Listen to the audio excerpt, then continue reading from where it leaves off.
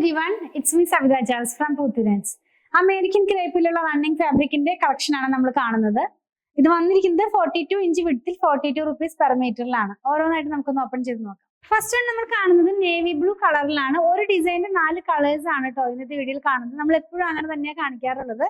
ഇത് വരുന്നത് polka dots ആണ്. കുറച്ച് ഒരു എന്താ പറയാ ഡാർക്ക് ആയിട്ടുള്ള തീമിലാണ് എല്ലാ കളേഴ്സും വന്നിട്ടുള്ളത്. ഫസ്റ്റ് വൺ നേവി ബ്ലൂവിനകത്തേക്ക് ഓഫ് വൈറ്റ് കളറിലുള്ള ഡോട്ടാണ് പോകുന്നത്. ഇങ്ങനെയാണ് ഈ ഒരു ഡിസൈൻ വെയർ ചെയ്ത് കഴിയുമ്പോൾ വരുന്നത്. ഈ പോൾക്ക ഡോട്ട്സ് ഒക്കെ എപ്പോഴത്തെയും ഫേവററ്റ് ആയിട്ടുള്ള ഒരു ഡിസൈൻ ആണല്ലോ. ഇനി ഇതിന്റെ തന്നെ 3 കളേഴ്സും കൂടെ ഉണ്ട്. നെക്സ്റ്റ് വൺ ബോട്ടിൽ ഗ്രീൻ ആണ് കേട്ടോ.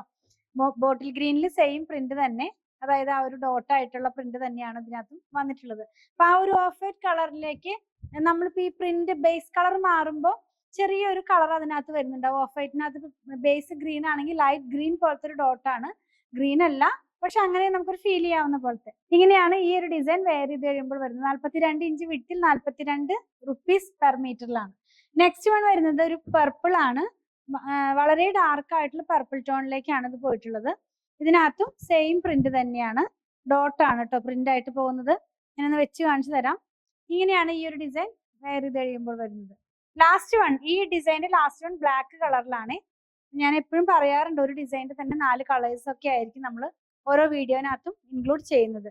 ഇത് വെയർ ചെയ്ത് കഴിയുമ്പോൾ ഈ ഒരു സ്റ്റൈലിലാണ് ഇതിന്റെ ഡിസൈൻ വരുന്നത്. ട്രാൻസ്പെറന്റ് അല്ല, ലൈനിങ് ഇല്ലാതെ നമുക്ക് ചെയ്യാവുന്നതാണ്.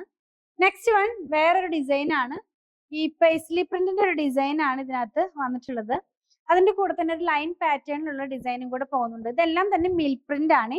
അപ്പൊ ഞാനിതൊന്ന് കാണിച്ചു തരട്ടെ. ഇങ്ങനെയായിരിക്കും ഈ ഒരു ഡിസൈൻ വെയർ ചെയ്യുമ്പോൾ വരുന്നത്. ഇങ്ങനെ സ്ട്രൈപ്പ് പോലെ താഴോട്ട് പോകുന്ന പോലത്തെ ഡിസൈനിലാണ് നമ്മൾ സ്റ്റിച്ച് ചെയ്ത് വെയർ ചെയ്യാനായിട്ട് നമുക്ക് സാധിക്കുന്നത്.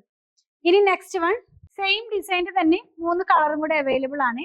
പർപ്പിൾ ആണ് ഇതിനകത്ത് വന്നിട്ടുള്ളത്.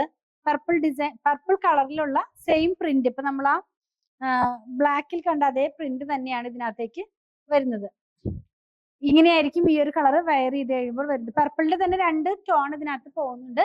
പേസ്ലിയും ഒരു അതുപോലെ തന്നെ ഒരു അജ്രക് സ്റ്റൈലിലുള്ള പ്രിന്റും കൂടെയാണ് ഇതിനകത്ത് ഇങ്ങനെ ഡിസൈൻ ആയിട്ട് പ്രിന്റ് ആയിട്ട് പോയിട്ടുള്ളത്. നെക്സ്റ്റ് വൺ ബോട്ടിൽ ഗ്രീൻ ആണ് കളറ്. ബോട്ടിൽ ഇപ്പൊ എല്ലാ കളറിലും ആ ഒരു കളറിന് 2 ടോൺ വീതം പോകുന്നുണ്ട്.